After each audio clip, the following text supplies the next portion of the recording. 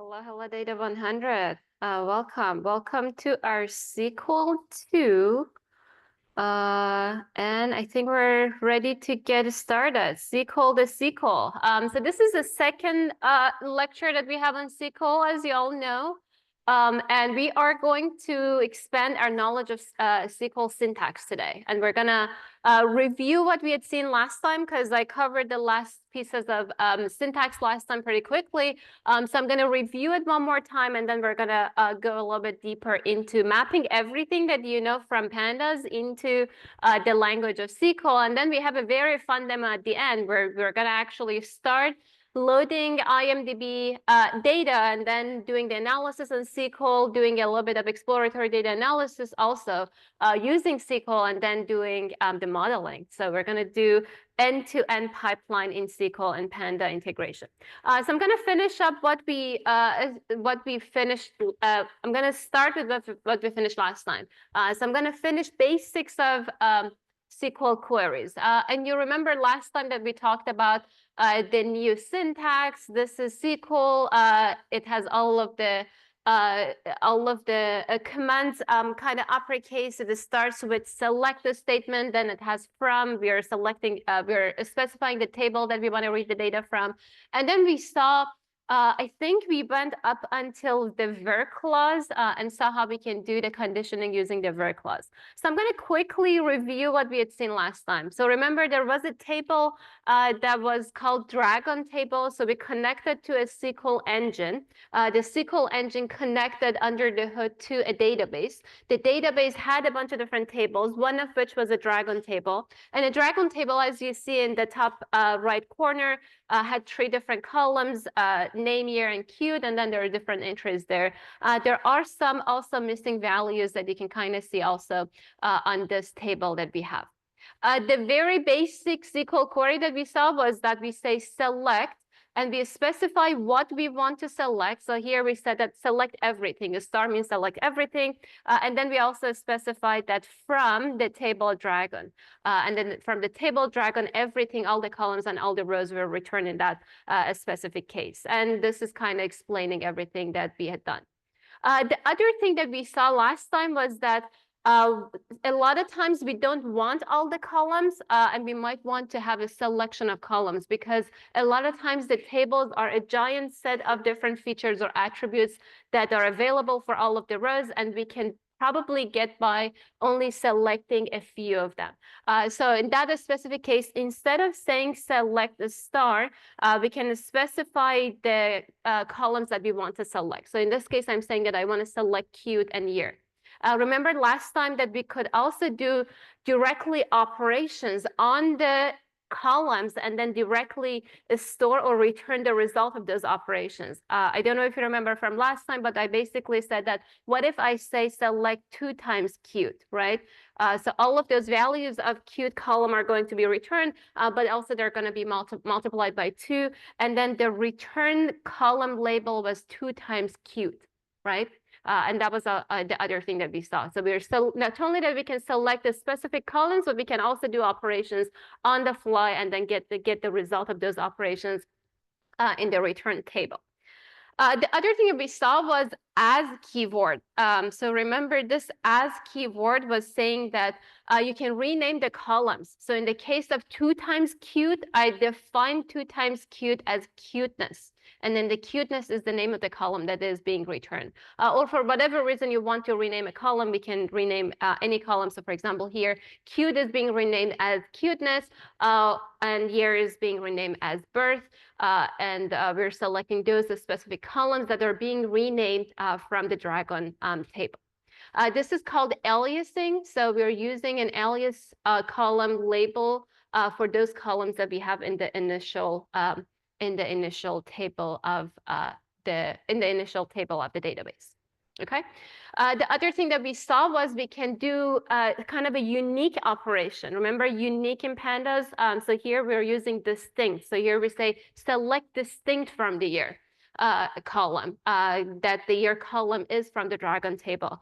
So distinct when it comes directly after select is going to perform something similar to unique. So in this case, you're seeing that, oh, for all of these year attributes that I have right here, when I say select distinct, you would see that, oh, I have 2010 twice, then I have 2011 also twice, then I also have 2019, and then those values, the unique values are going to be returned as a result. I want to draw your attention to what I said last time, that SQL is the language of tables. Inputs are tables, outputs are tables. So irrespective of whether you're returning any rows or not, whether you're returning multiple rows, whether you're returning one column versus multiple columns, everything the type is going to be tables. There's not going to be data frame versus series objects that you saw from pandas. We also saw another clause. So this other clause was saying where, and this is a where clause. So where clause is going to take a condition and apply that condition to all of the rows that we have. So for example, here we would say where qt is greater than 0. So the result here is going to be a Boolean value, right? So for every row, that Boolean value is going to be calculated, whether those values are going to be true or false. And then for the rows that this value is equal to true, those rows are going to remain. Everything else is going to be eliminated. So for the case of qt being greater than 0, you can kind of see that these rows obviously are going to be eliminated because either the values are not greater than 0 or the values are none. Or null values. So this is one way that we're removing null values. So remember, we can basically try to compare it with the minimum value that we have, and null values are going to fail that kind of test, and they're going to be eliminated. And we're going to do that in the demo at the end of today's lecture. So the result in this case is going to be, notice here that because I said I only want name and year, that's why only name and year is going to be returned. So think about the operation and the filtering that we're doing. Think about the table that operation is being run on, and then double check which columns are going to be returned. So you're not returning all of the columns. I'm returning only name and year, and I'm filtering based on qt. I could have actually returned qt. I could have said select everything from whatever, and then the list of the columns would have been different, but the rows would be the same because these are the only rows that satisfy the condition that I have. We can combine conditions. You know, all of these Boolean operators, and or not, exactly in the same way they would work. So here I'm saying that qt greater than 0 or the year greater than 2013. I could say and uppercase. I could say not. I could say not qt greater than greater than 0. And all of those would work exactly the same way. So for example, in this case, you're seeing that I am looking at returning name and year. That's why name and year is being returned. And then as for the condition, we can double check the condition together, right? So for example, when we say qt greater than 0, this row is going to be eliminated, right? When we say year is great or year is greater than, I think this is a different data, different table. But anyhow, you get the point. We're just doing the comparison, calculation of those Boolean operators, and then we're taking the or between the two. I said that we can do a string comparison. So if I want to say whether the name is in a list of different string values or string literals that I want, I can basically create a list using brackets. And then I'm referring to each one of these specific string literals using single quotation mark. Notice single quotation mark, hiccup, single quotation mark, puff. And then I'm basically checking for those. Sorry, I think that top part was only looking at that's the result of the left-hand side query, and then this is the result of this left-hand side query. So I was trying to mix them. One thing to note here is notice that I'm using single quotation mark. You can use double quotation mark. If you use double quotation marks, SQL thinks that you're referring to the column name. When you're using single quotation mark, that's the string literal. There is a distinction between the two. And this is a summary of that slide, or that notion. I mentioned it in the demo in the previous lecture, but effectively, when I say hello world with with single quotation mark, that's a string value. So you can just do any string operation with it. You can insert that string value into the table, or you can compare a value in a table with that string value. But when you say, I am going to show hello world with double quotation mark, it expects that that would be a column name. So remember, we could say, cute, select cute as cuteness and rename the column name. So if you want to actually choose a column name that has a space or something, you can put it in the double quotation mark, add the space, and then it will basically read that as a column name. So you can have any number of white spaces in the column name that you want. Generally not a good practice. Just try to make sure that it's a one word thing. If you want to have multiple words, make sure that it's either camel case or you use underscore or something like that. But in case you really have to use a space, this is one way to do it. Put it in the double quotation mark. So take a look at this query here. So I'm saying that select. What am I selecting? So I'm selecting birth weight, right? In double quotation mark. That means that I'm selecting a column specifically. What am I selecting it from? I'm selecting it from, for example, a patient table, and then I'm putting a condition using the where clause, and then I'm saying that this first name of the entry should be equal to Joey, right? And notice that first name entry refers to the column name of first name, and then equal to Joey, that Joey is a string literal. I'm checking the values of those rows to be equal to the string Joey or not. Okay, clear? We're good? This is a quick summary. You'd seen it before. The part that you had not seen last time is checking against null. So how can you check whether an entry is equal to null or is not equal to null? You can just directly write it in English. You can say is null or is not null, and then you can do that comparison. So I can directly here say, select name and cute, right? So select name and cute from the table dragon. And then the condition that I'll put is that where cute is not null. If you want to double check where the cute is null, you can do that. If you want to check where the cute is greater than 0, all of those null entries are going to be eliminated because null is not greater than 0. So it will fail that condition. So there are multiple ways that you can remove null values from your table. And this is one way that you can directly check against null. Why are we doing this? And we're not saying we're cute equal null. It's because when we're checking null against null, null is a special type. When you're checking null equal to null, the result is going to be false. Although in practice, they're equal. They're both null. But we can't check the equality of two null objects or two null entries. That's why we have to directly say is null or is not null. Again, null equal to null, if you write it, it returns false because you can't compare two null objects. It's just a special type. It's not a value. So next piece of knowledge. So we have learned select, we learned from, we learned where in order to do kind of filtering. The next thing is sorting, right? So if you want to order your table based on a certain criteria, you can do that. So for example, here I'm saying that select everything from the dragon table, order by cute. What does that mean? That means that grab the cute column and just directly go ahead and order based on the values in the cute column.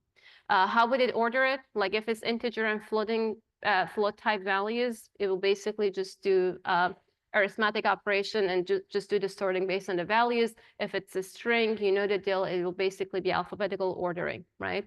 So depending on the type, it will do the sorting differently. When we say order by, we have to specify a column. We want to say by what would you want to order, right? And the default behavior is that it will order in ascending order. So we will start from the smallest value and then it will go all the way to the largest value. If you want to order in descending order, you have to specifically say order by descending order. DESC means that descending. If you want to just keep the order to be ascending or just specifically say ascending so that someone that's reading the code that can directly like know what's going on, you can say ASC. DESC versus ASC, descending as ascending. So in this case, when I say descending order, so you can verify that these values or these rows are sorted in descending order. Most of the time, I mean, if I want to sort a table based on the year, I would basically say order by year, and then I would just specify how I want to order it. A lot of time, instead of sorting, we might want to randomize the table. We might want to get a random sample at the top, so we would randomize all of the rows. So we'll see what the format of random is going to look like. But what if you want to bractize? What if in this case I had 2 rows with the value of 100? Not that that's the case here, but like assuming that I had 2 rows with the value of 100, what would be the ordering between them? What do you think is going to happen here in case these 2 were the same value? Okay, reminder from last lecture, I said different database management systems have different strategies. There is no single answer. It depends on what technology you're running.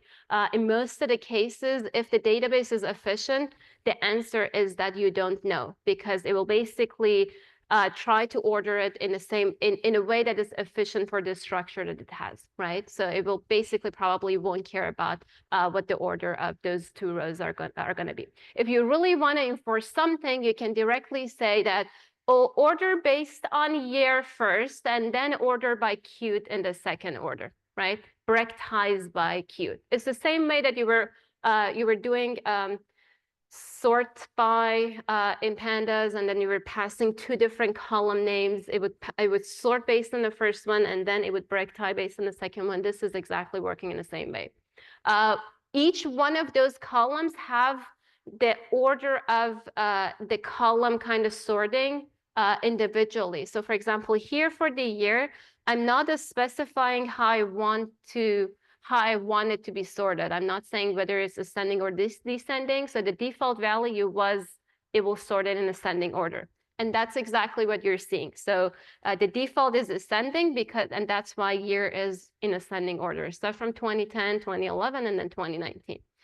Then we say that, okay, if there was a tie, which we do see that there is a tie in these 2 cases, we say that now go ahead and bractize based on queued, but this time bractize in descending order, right? So that means that, when I'm looking at these 2 entries, 100 is greater than 10, and then -100 is greater than none, because none is a special type, right? And then for the last piece, because it was already in the lowest priority, and there's only one of them, there's no bractize, so it will remain the last row. Okay, beautiful stuff, right? But it's easy. Like you can read it as English and write it as English, and it will make sense. Now for your first Slido. The next syntax is just so simple that I wanted you to read it and figure out what the syntax is. Look at the SQL query 1, look at the SQL query 2, and then look at also the outputs A and B. Which one is which? And then the initial table is the table in the top right corner. Let me move on to Slido. Take your pick. How would you assign queries to the outputs?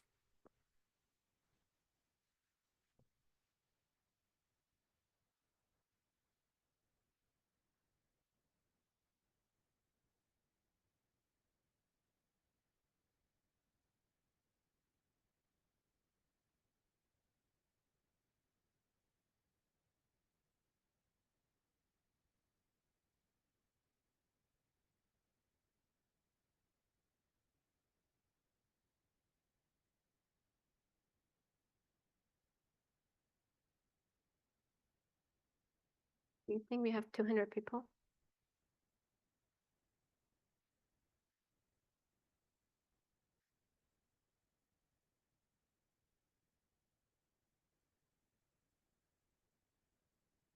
Yes, we do. Okay. So select the star from Dragon Limit 2. It should give me 2, right?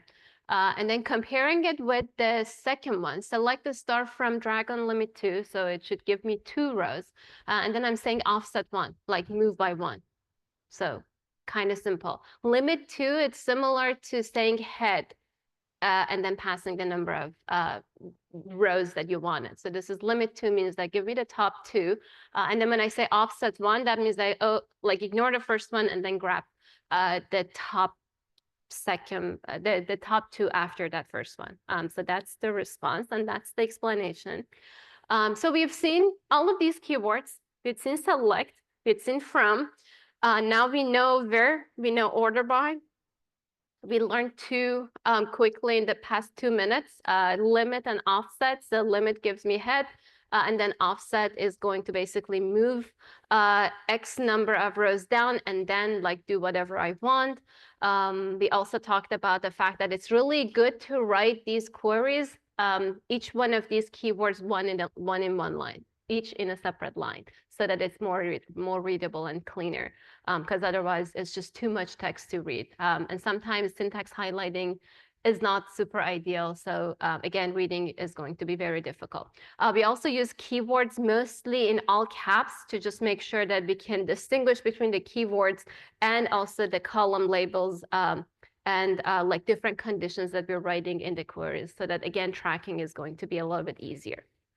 So remember that I said that sorting is good, so doing order by is good, but most of the time we really want to randomize the table and just grab a random sample. So this piece, we're talking about sampling or taking a random sample, again, in the same way that we were taking a random sample from pandas, remember, or from data frame.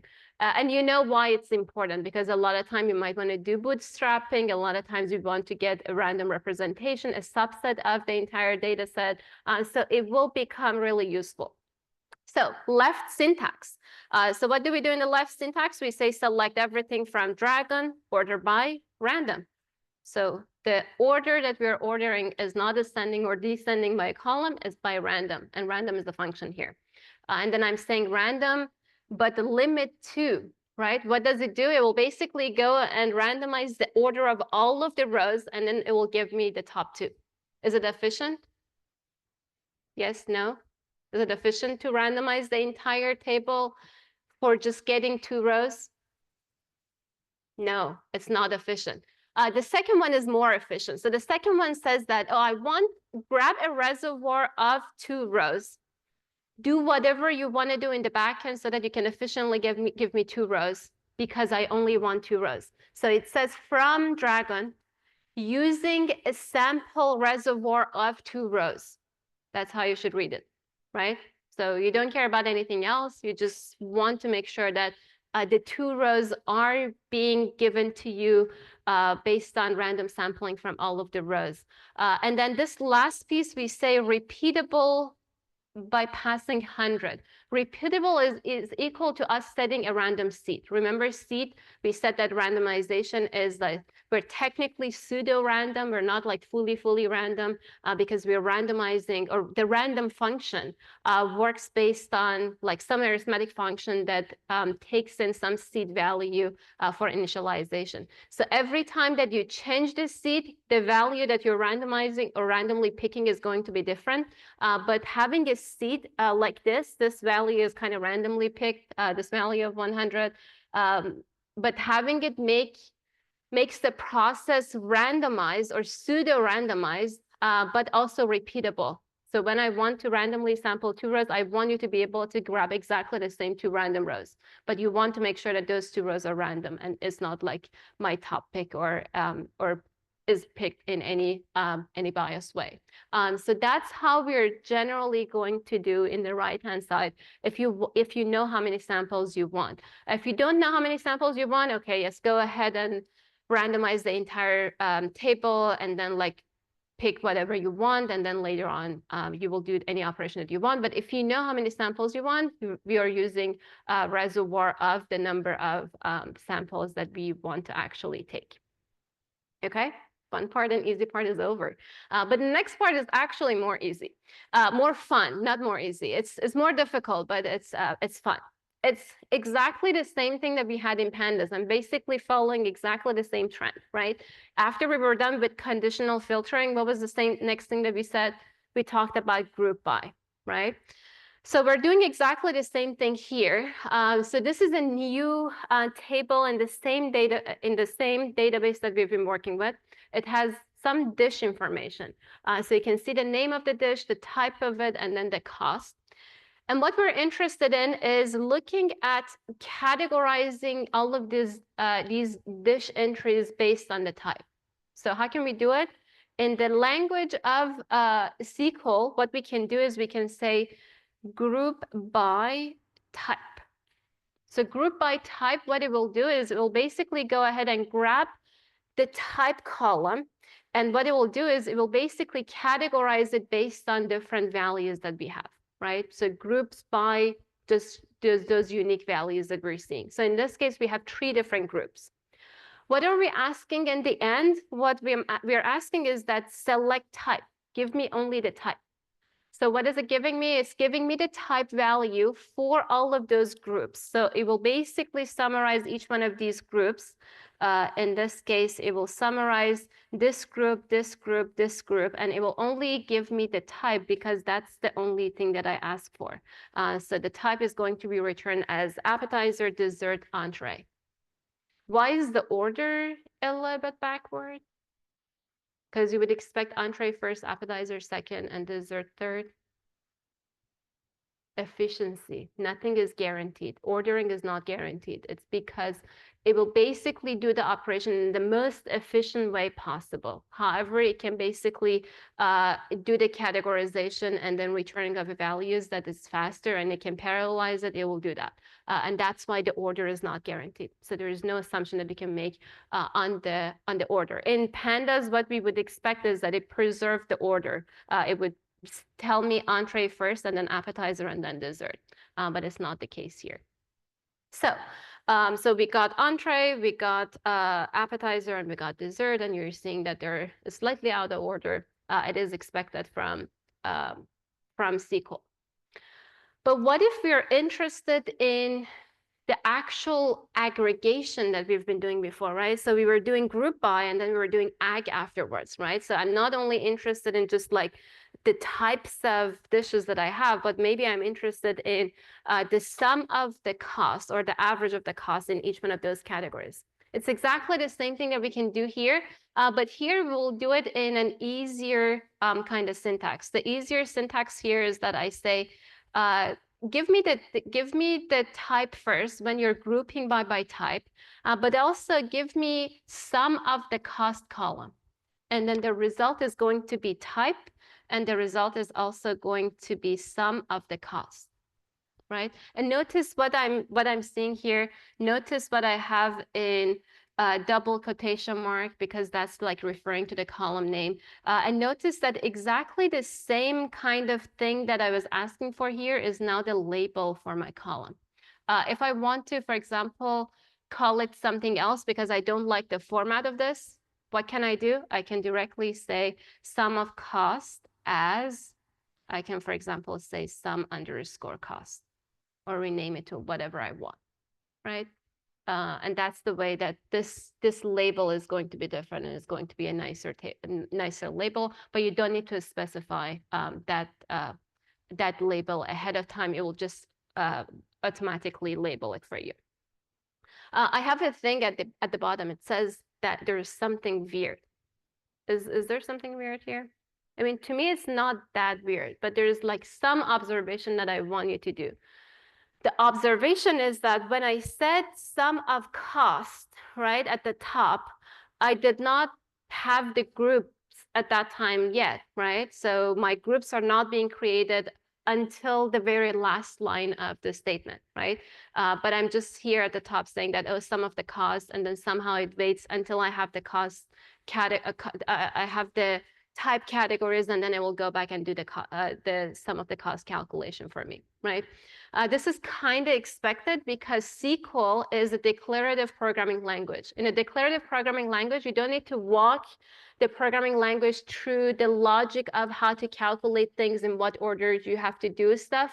You will basically only specify the things that you want, and it will go and actually do the thing that you want.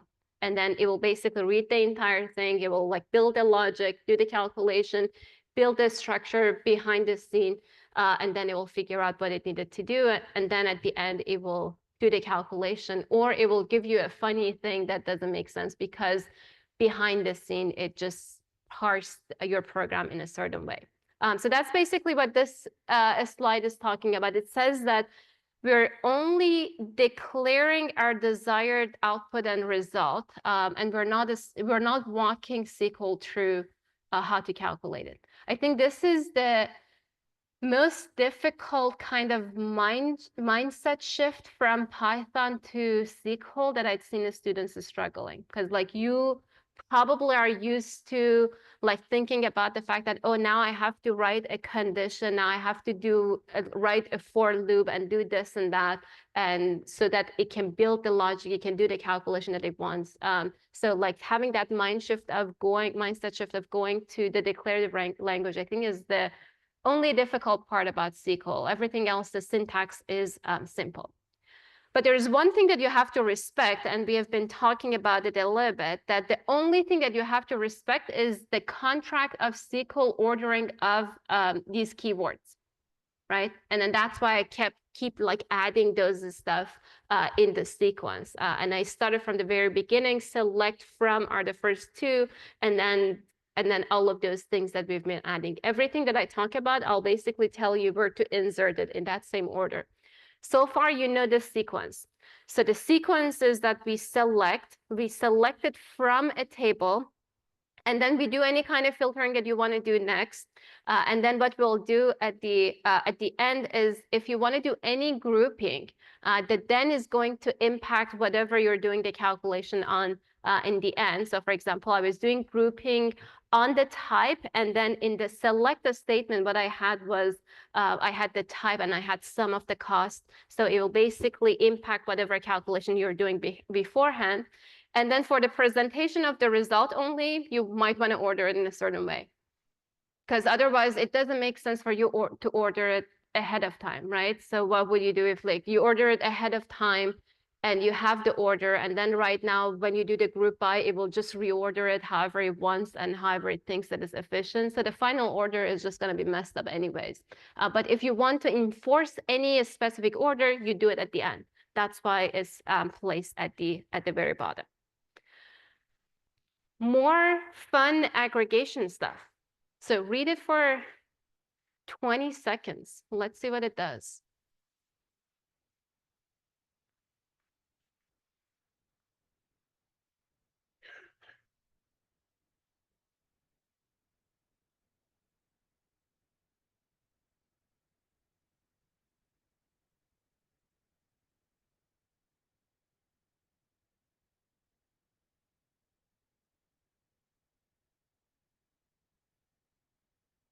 So what are we grouping by? We're grouping by type, right? So I'm expecting that I will have these 3 rows in one group. I'm expecting that these 3 rows in one group, and then I'm also expecting ice cream or dessert in the last group, right? So from dish is given, select is the other thing that I'm going to think about. It says that select type, but I grouped by type, right? So I'm going to have one column with type. So when I'm grouping by type in each one of those categories, I'm expecting that I will have 3 rows, right? Because I have 3 different categories. One of them is going to have information about entree, one of them is going to have information about appetizer, one of them about dessert, right?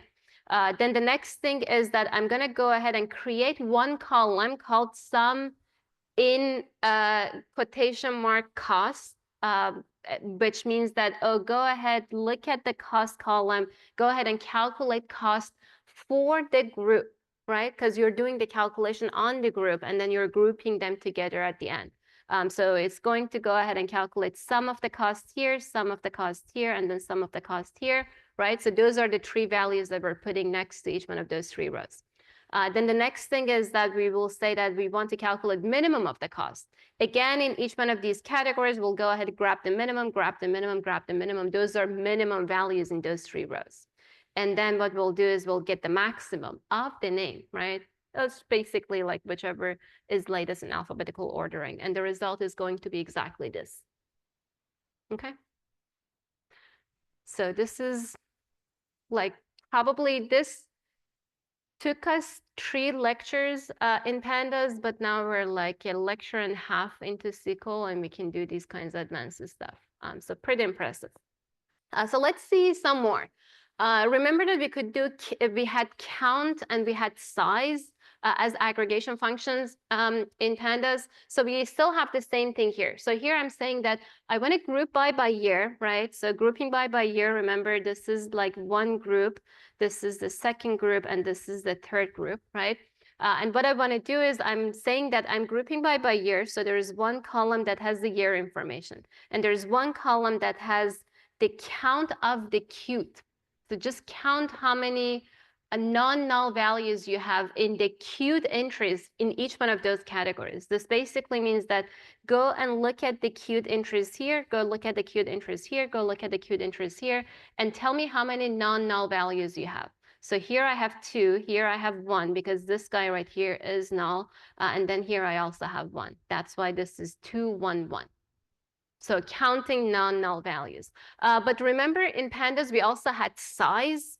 The equivalent for size is count to star. Count everything, include also null values. So in this case, it will basically means that how many rows do you have? So how many rows do I have? I have 2 here, I have 2 here, and I have 1 here. That's why I get 2, 2, 1. So these are additional aggregation functions that will basically count also null values.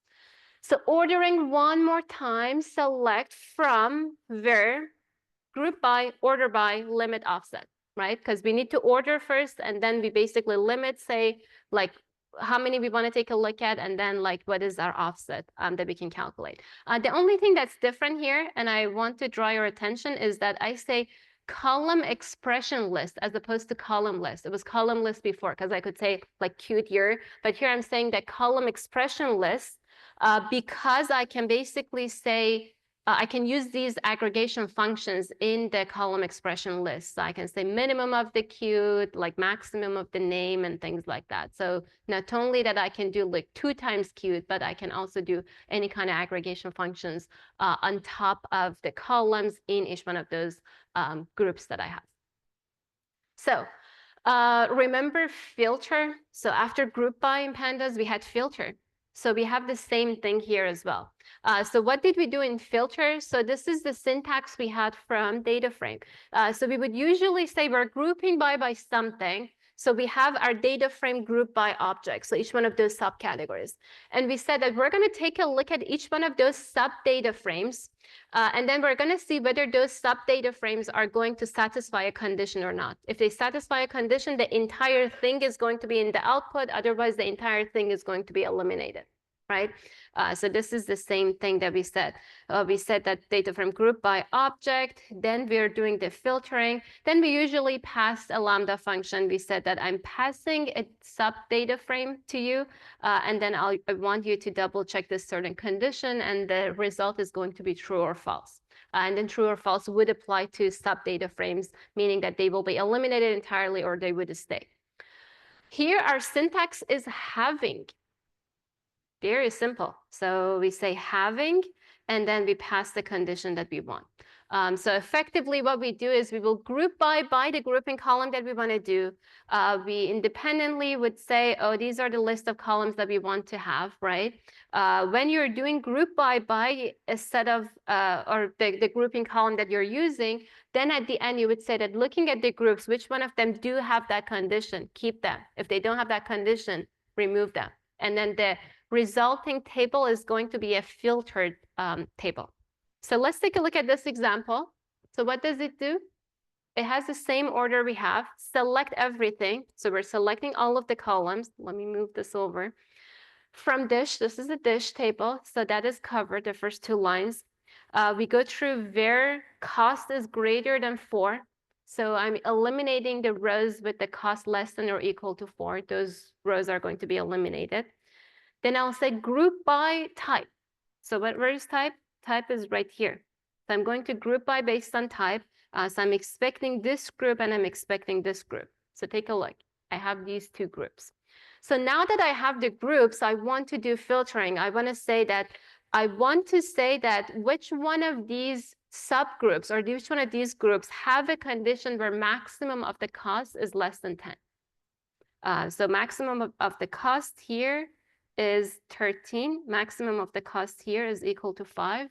right? That's why the top one is going to be eliminated because 13 is, so let me write the condition. So the condition was less than 10, the result is equal to false. 5 is less than 10, the result is equal to true. So this will stay, this right here is going to be eliminated. And then the result here is going to be just that single row at the end. You can imagine that there will be a lot of different cases where we want to like first do filter, then we want to group by, then we want to have a certain condition, then we want to make sure that based on those conditions, we eliminate some of those groups.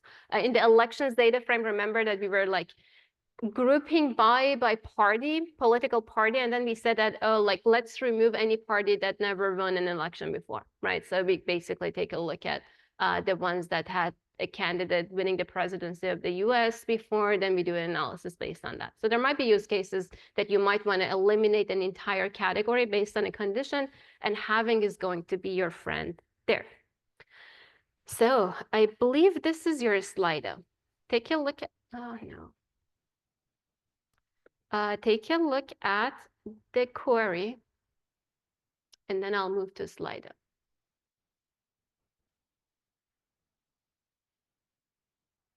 So we want to see how many rows will be in the output.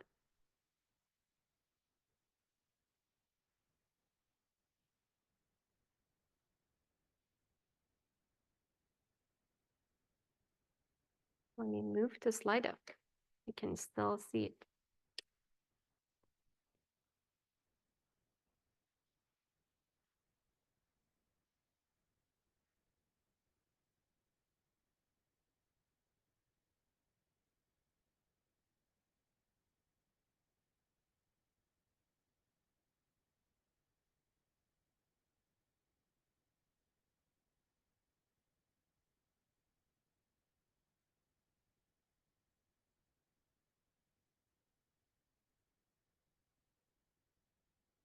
I'm gonna keep the Slido active.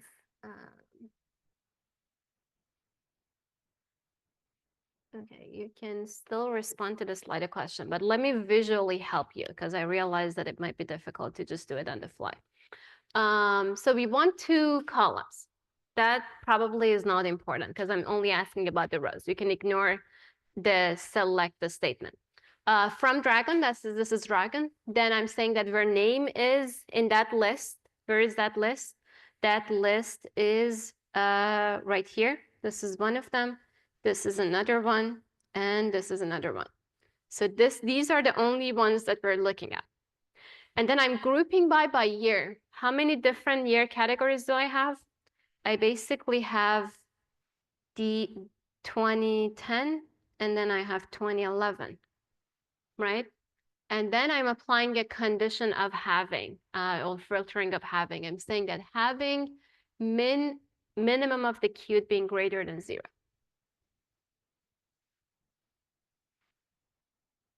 $178 responses.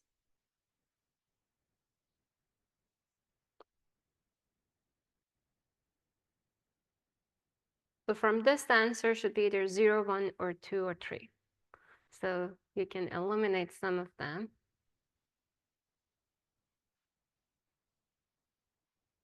1 is the right answer.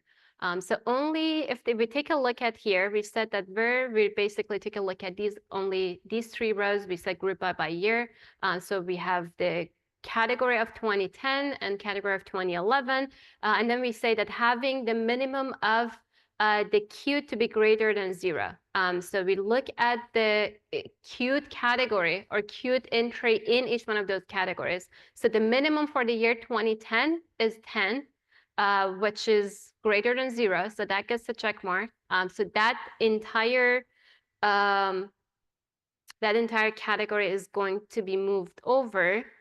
And then for this other one, the minimum is not going to be moved over, so that entire row is going to be eliminated, which means that the result is going to be 2 rows, not 1 row. Am I right? Because the entire category is going to be returned, not the minimum one, right? Actually, no, because we're aggregating over year.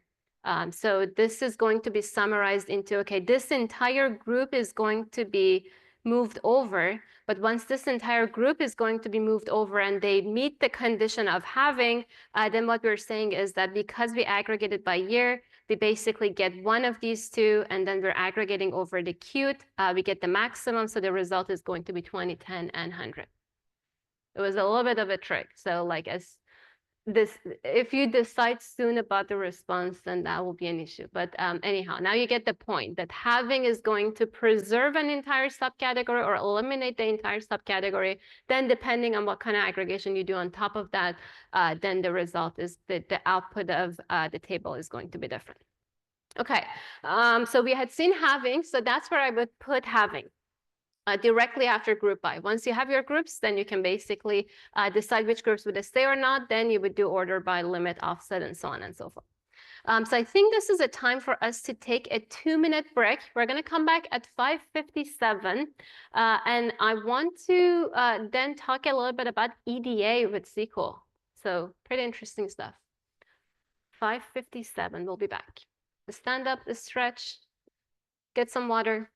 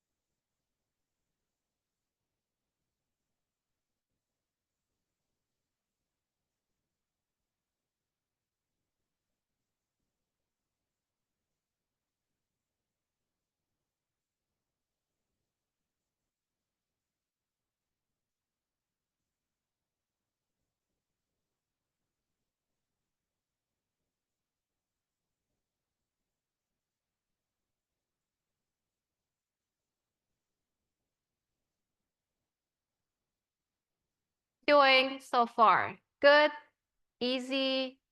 It's like, okay, we need more practice. This is just too difficult. I don't understand anything. Okay, it's like, good, good. All right. So let me go into the next part. I said we're going to talk about EDA, exploratory data analysis with SQL. So there are some fun stuff that are going to come your way. So specifically, let me see if this kernel is active. Specifically, let me go all the way to where I have EDA parts for you. All right, cool. I will run all above selected cell.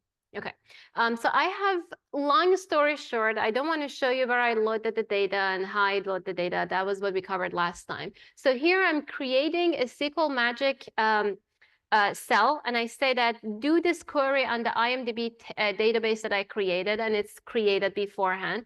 I'm setting the seed so that this entire process that we're doing and all of the next cells that we're running, they have a seed kind of selected, or this is kind of for pseudo randomization that we have.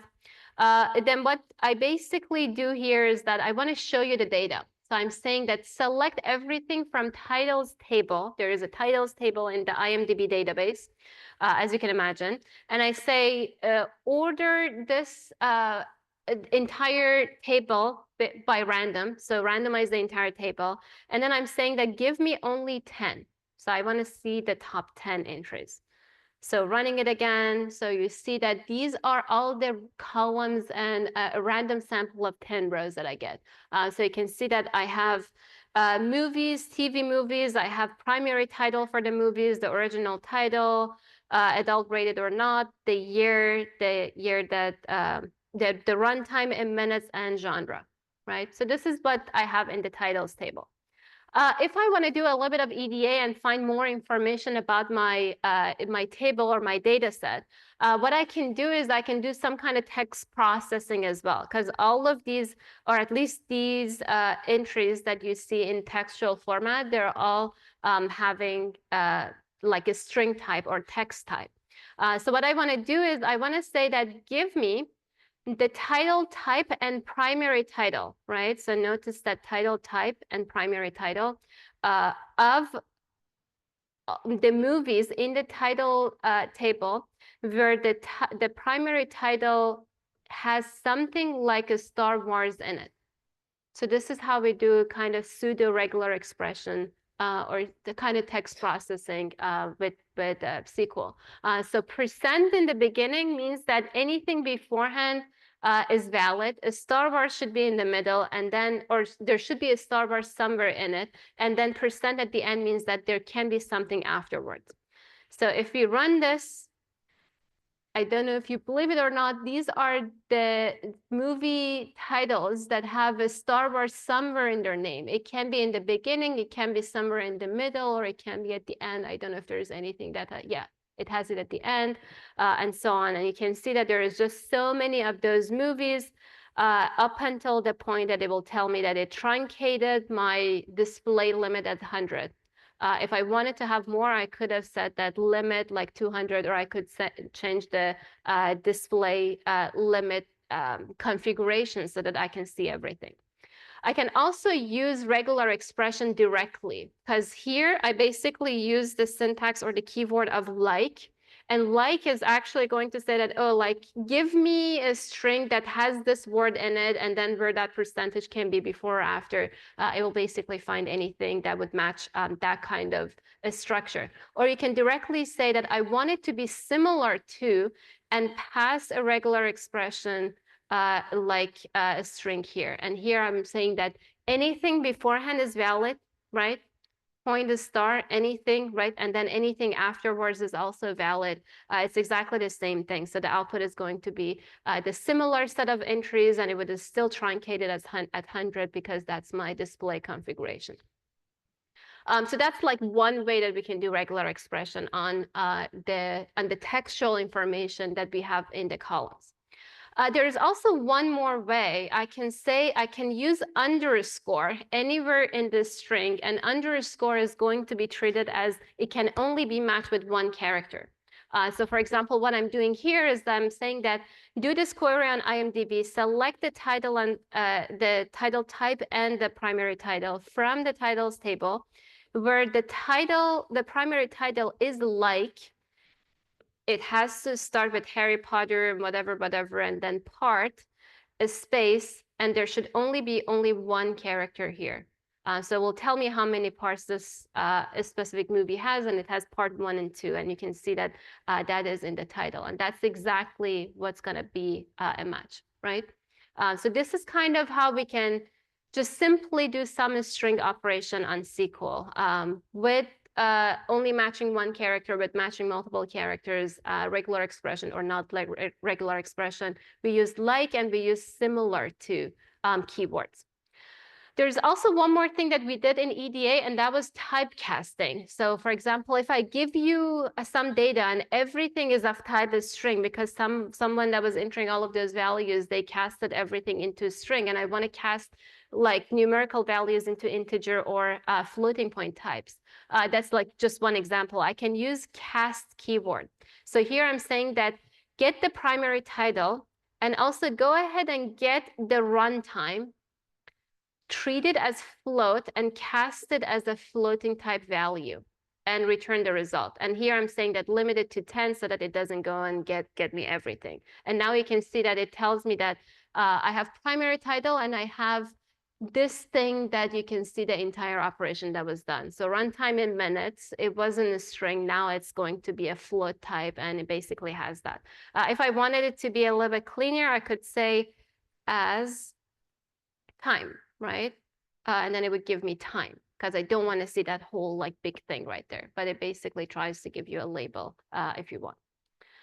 So let's go back here. These are the things that we covered. There are 2 wildcard characters. There's one that is percentage. There is one that is underscore. Percentage matches everything. Underscore matches only one character. We can also use, instead of using like, we can use similar to and use normal regular expression, and it would match it to that regular expression. We also saw cast. This was the example. This is similar to as type in pandas that you know.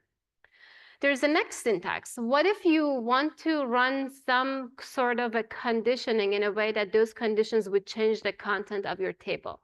So a lot of times you might think that, oh, I want to do a for loop. I want to do a condition or if.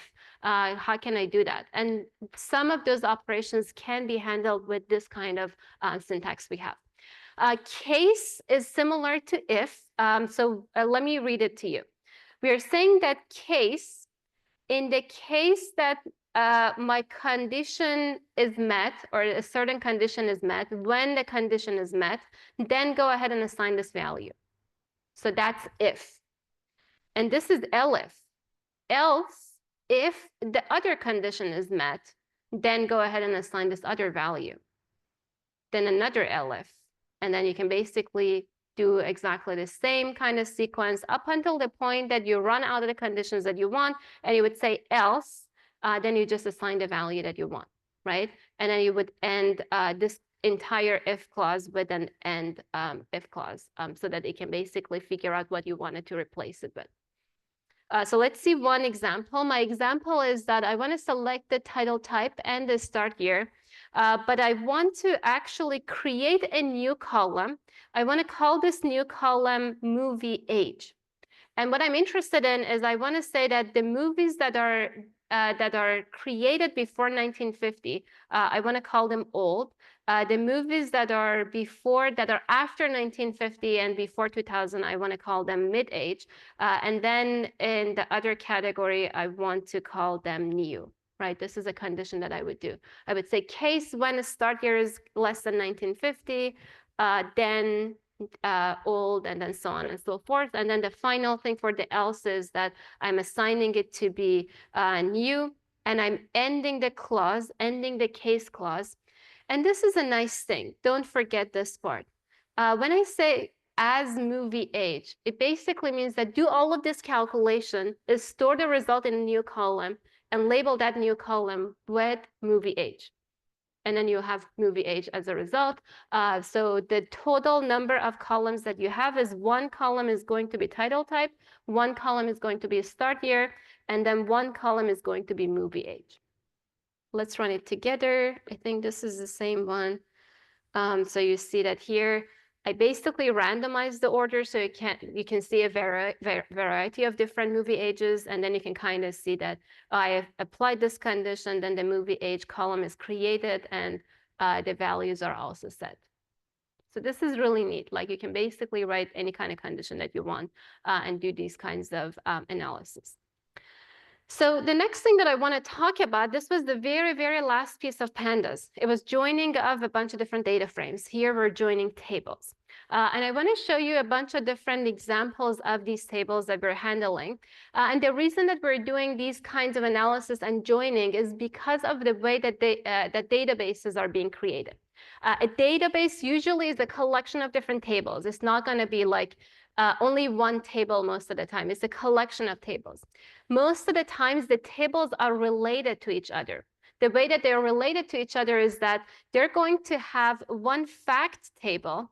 This is a central table in the entire database. It basically has a reference to each one of the other tables, and it's kind of one central place of all the information that we have in the database.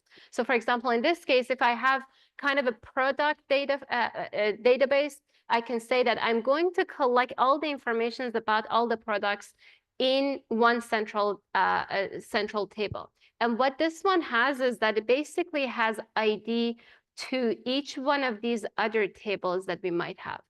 So it basically says that I have a product, that the product has a drink ID, it has a topping ID, and then it also has a store ID.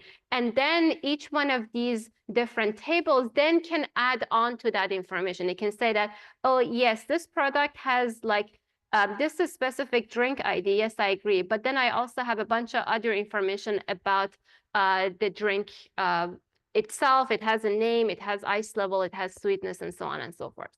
So we don't like create huge tables with a lot of redundancy. What we do is we will create a fact table and we will create a bunch of different dimension tables.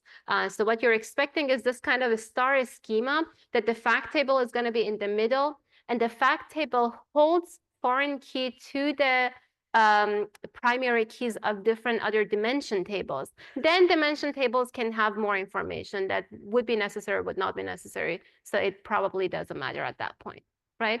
And because we have this kind of information, in case what I'm interested in is, for example, having the name of the drink and also having the name of the topping together, I need to have a way of connecting these two tables together.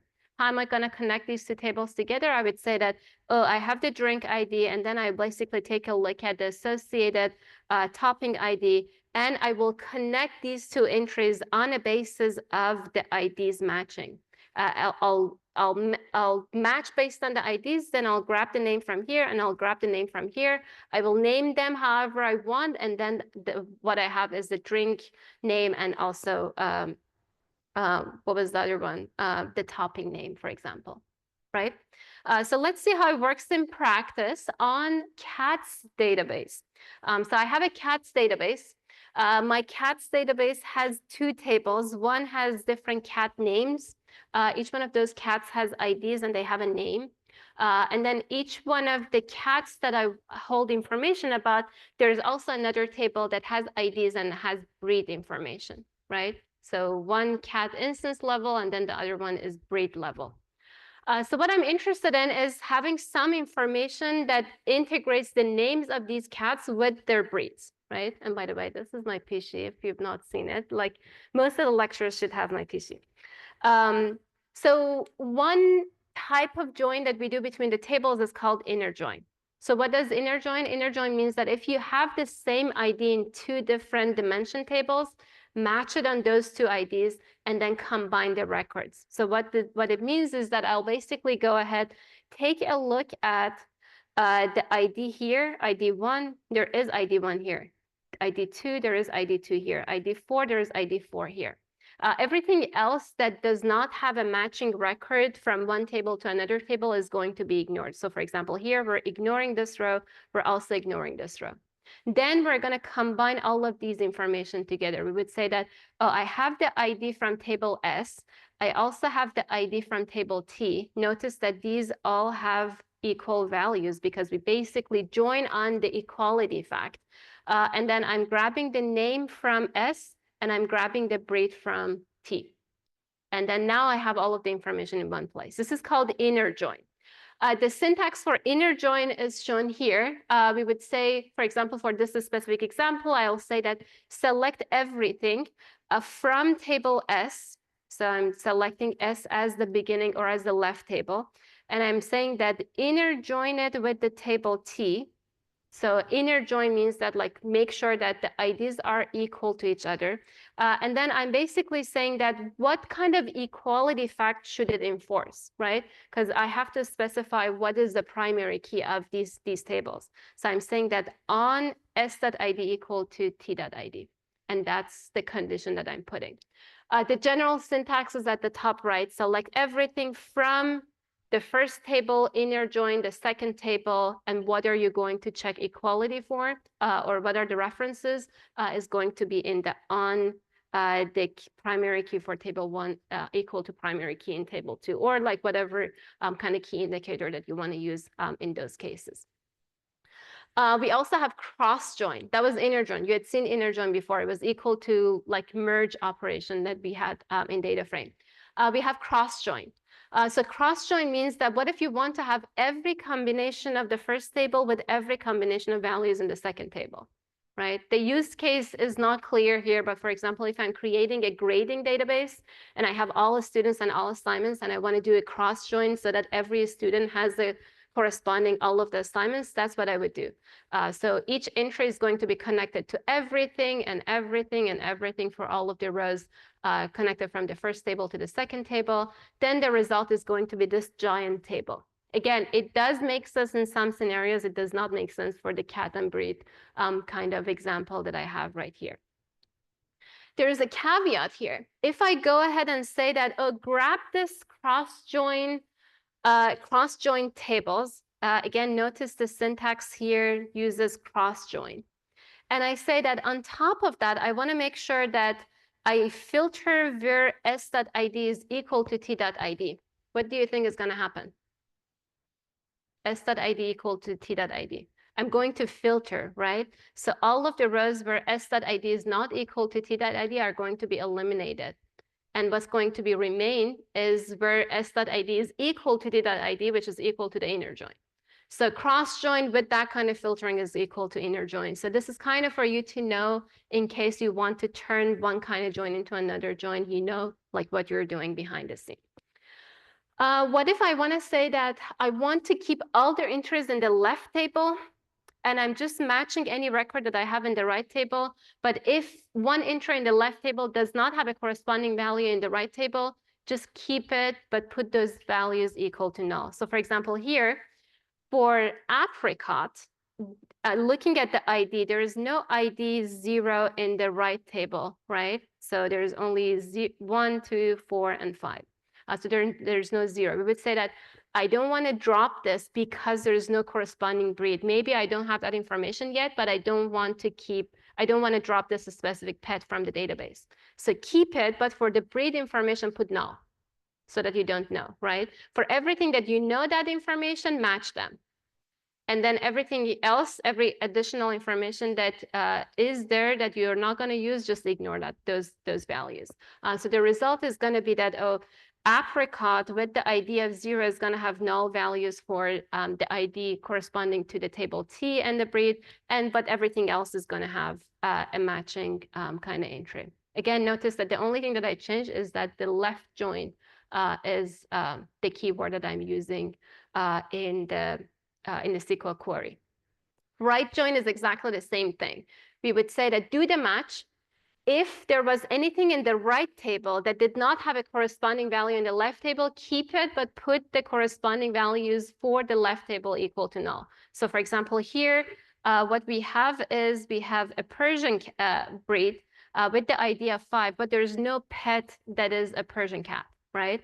So we would say that, oh, I know that there is this kind of breed, but there is no pet information for us. So that's why we would put null value. And we do also have full outer join, meaning that keep everything from the two sides, merge on the equal kind of IDs, but also keep everything else in the merge point with the null values at the places that the information is missing. So again, here, we will keep this one, but for the right table, we would put null. For this one, we'll keep 5 and Persian, but for the corresponding values of the left table, we'll put null. And then everything else is going to have all the corresponding values. So that's what you will see here. And everything else is like fully merged. The difference, again, here is that we say full join. There is aliasing that sometimes we do when we're doing the join. Which is helpful because the names of these tables sometimes can be long. And if you want to say, oh, I'm doing it on the title table, title dot, for example, the ID and so on, then the whole thing is going to be very long. What we would do a lot of time is that we would say that from title, and also, for example, we say inner join with the rating. And instead of directly using the table names, we would say that alias title as T, alias rating as R. But when you're writing the condition, say that T.const or T.id and R.id are going to be equal to each other so that you don't need to like type the whole thing because typing really a lot of times adds up when the query gets very complicated. There's a little bit of a caveat here that there is a specific circumstance with the joins that we can drop as. So if I directly say title T, inner join rating R, it knows that you wanted to say title as T, rating as R, and then later on you can directly use. So this is like something that you can directly drop and just assume that it knows that you're relabeling the tables that you have had before. So this is one more thing that I want to show you before I move to the demo, which is the most complex thing that you see in Data 100. It takes time for you to absorb it, but because I kept saying that SQL is really easy to read as like English, take 2 minutes to read what's on the right-hand side, and then we'll go over it together.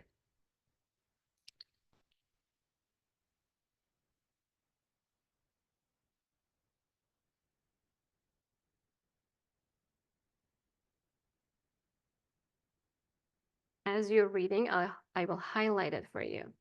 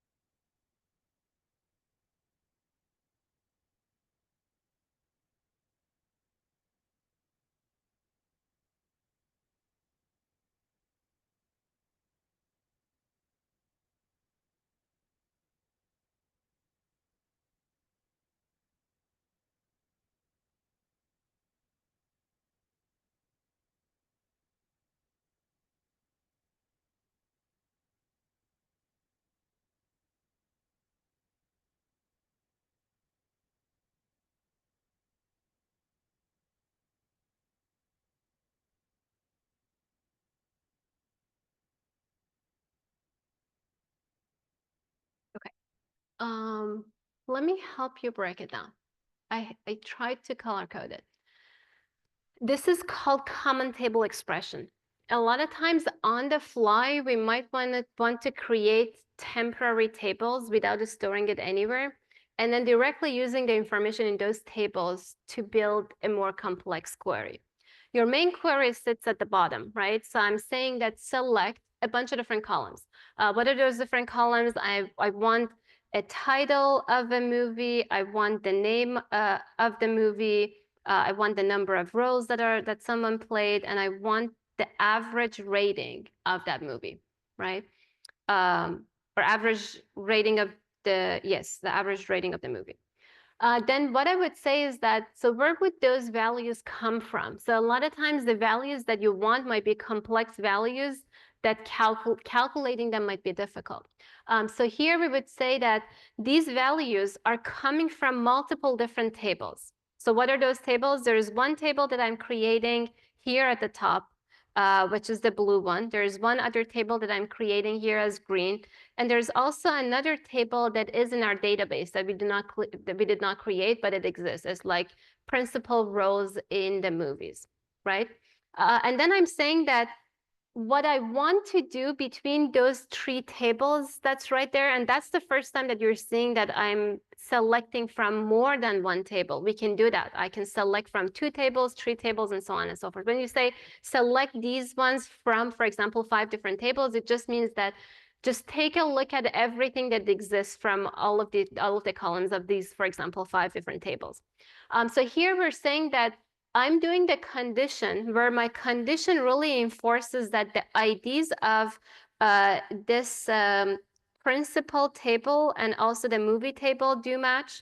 And then the other condition is that the principal table and also the prolific actors table do also match on the ID so that the relevant information is being stored.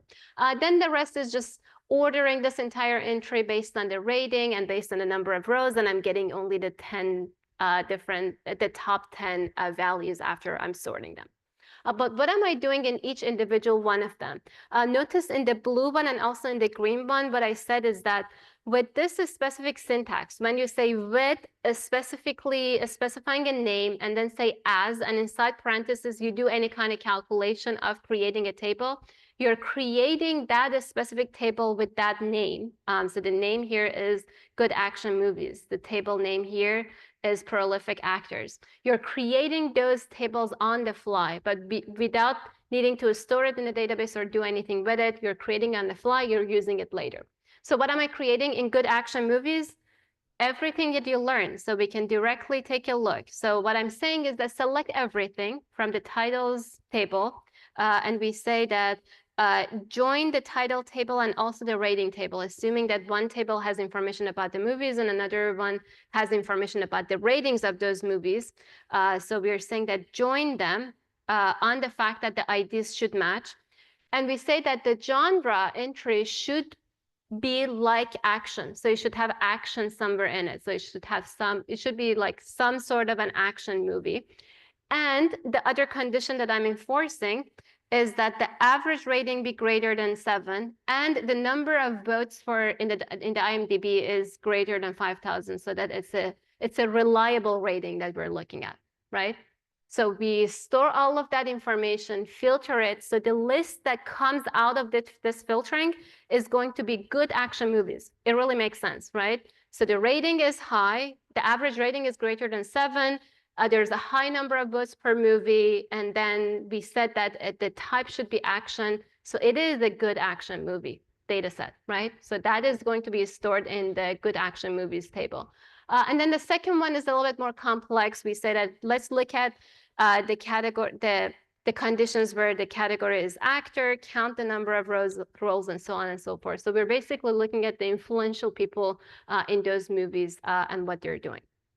So what I want to do is I want to move and show you what we can do with this IMDb example. And this is a little bit more difficult than what you see in your homework. And you have a very nice homework coming your way. But I just want to entertain the idea of we can do end-to-end working with a very difficult database. This database is actually close to 3 gigabytes in size. So if you don't run this, it will save us money. But if you run the notebook, it will download the actual 3 gigabytes and it will store it for you. So what I'm doing initially is that I say that go ahead and grab IMDb, right, the database, and give me all of the tables with their SQL schema. So you see that in my database, I have one table that's called name, one table that's called principal, and one table that's called rating, and one table that's called title. That's what we've been playing with, the title one, right? And you can take a look at the table schema. Reading it is not difficult. We say that create a table, title, so that's how we're creating a table. And we say that the primary key of this table is going to be called tconst. That's why we've been always like checking the equality on this primary key of tconst of this table versus tconst of this other table. You see in this one, it's also tconst. In this one, it's also tconst. So that's the information that's going to be unique to the movie that is shared across different dimension tables. The other information that I have is, for example, the title type, the primary title. You see that these are all character types or string types, and so on and so forth. So having this information is going to be helpful for you to see what constraints are being used in creating those tables.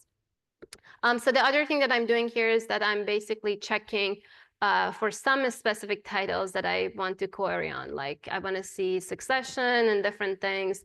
So you can see how many entries we have. One time it says it's a horror movie, but one time it says that it's documentary. And they're both year 2018. Let's take a look at this other one as an example. So we say that go ahead and grab the ID, grab the title, grab the type of the movie. So this is like either movie or TV movie. Runtime in minutes, the year that it was created, and then we're filtering a little bit. This is normal EDA, removing outliers. I'm saying that look at the runtime. I don't want the runtime to be less than 0 or greater than 300. Right? So I'm removing those ones. And I'm saying that the start here should be greater than 0. Just as a sanity check, it will remove all of the null values as well. So taking a look at what's happening here, you see this is what I get versus what you're seeing, for example, I don't think that there is an example here. But anyhow, so this is what I'm doing for filtering. Then I'll do some more filtering, right? So here I'm saying that go ahead and do a condition where the title type is movie. So on top of all of those filtering that I did, I said that I want to only look at the movies. I want to only look at the movies that have 1,000 votes or more. And I want the genre to be equal to action or like action. And then I want to take a look at the average rating, and I want to sort it in descending order. So take a look. These are all of the top action movies with more than 1,000 different votes. So this is kind of a common table expression. We went over this one, for example, so you can take a look at the result. What I want to show you, so you see that sometimes when it's running, it will take some time.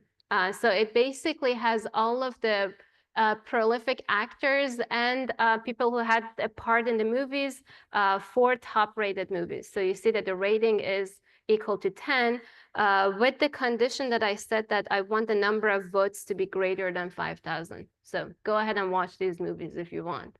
So this is a good kind of EDA that's useful. So the next piece that I'll leave to you to do is that you can take a look at how the ratings are actually different over the years and how the ratings are influenced by the duration of the movie. These are not important, not really related to the content, but this is a really good exercise. If I quickly run it for you so you can kind of see the results. I basically went through this entire process, did the EDA, and now I'm showing you that over the years, you see the variations over the rating. So now we have more movies, but the movies have more variation in terms of the ratings that they're getting. The other thing that I want to quickly show you is that if you take a look at the median rating over the years, so you can see that it was high, and then it's like a slightly dropping over the years. I really want to let you go, but these are really fun. One thing else that you can take a look at is doing the analysis on the duration of the movie versus the rating, right? So you can basically see how it's influenced. You can do linear modeling on top of that, put an OLS on top of it to see if the duration actually is going to influence the rating or not. Sometimes these are very long movies that get either high rating or low rating, but based on the line, you can see that there is positive correlation between the duration and also the rating that it gets. Go ahead, take a look at this demo on your own. Hopefully you'll have fun with it. We're gonna come back next week and we will change the topic. This was it about SQL. There's an interesting homework coming your way, but this is the hardest thing that you will kind of see in Data 100 in terms of the SQL. Your homework is gonna be easier, but this is a nice practice. All right, good seeing you all. Have a great weekend, and we will see you back on Tuesday.